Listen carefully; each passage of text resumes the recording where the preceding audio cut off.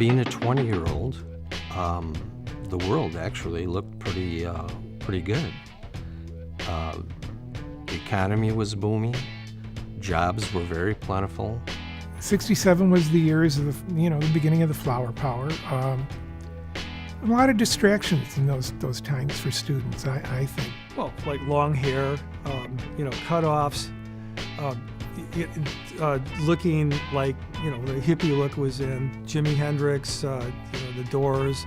Those were some of the popular groups. Nobody really cared what, you could come to school in ripped up shirts. I don't remember if I did that, but if I did, no one would care. There was a whole shift in attitude. So our attitude was free spirit. That was really important. You could walk into the student center any time of day, and the smoke pall would be about 4 feet off the floor, and you could just see it. And then there was smoke all the way up, because everybody smoked cigarettes or whatever. They had some of these classes, too, that were kind of touchy-feely classes, and some of them maybe literally.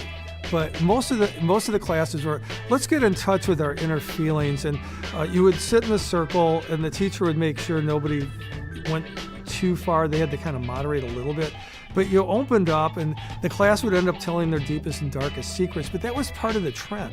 So, I think of some of the things I probably said in front of my class. It's like, I don't know if I would say that kind of stuff in an open in a classroom these days, but that was the attitude. I remember when Kent State happened, and everybody was sort of shocked and horrified, and you had a lot of different political factions at that time, people who thought one way or the other, and then the students, along with some faculty, started this movement to memorialize that in some way. They planted 5 trees and for the 5 people, and then put a plaque.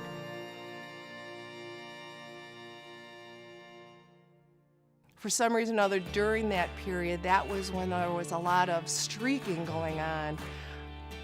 And all of a sudden, there we are at lunchtime, sitting and having lunch.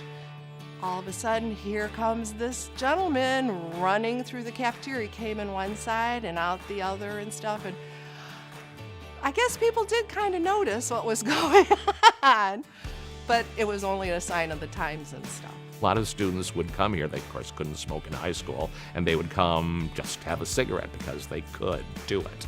And it got pretty blue and smoky in the hallways in between. And that was a bit of a battle because there were administrators who were smokers who were not big on this non-smoking thing.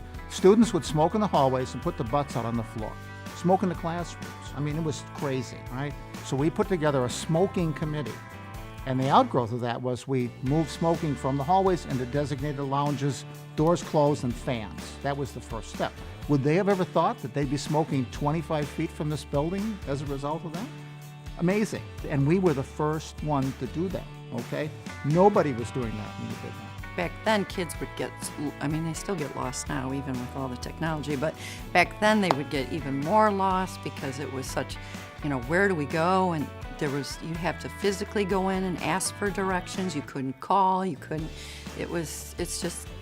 great to see how far we've come.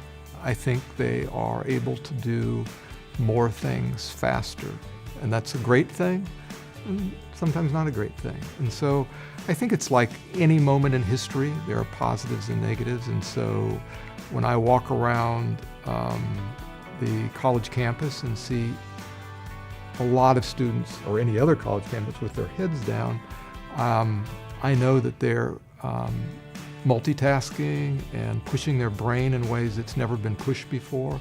But I also know there's some things they don't see.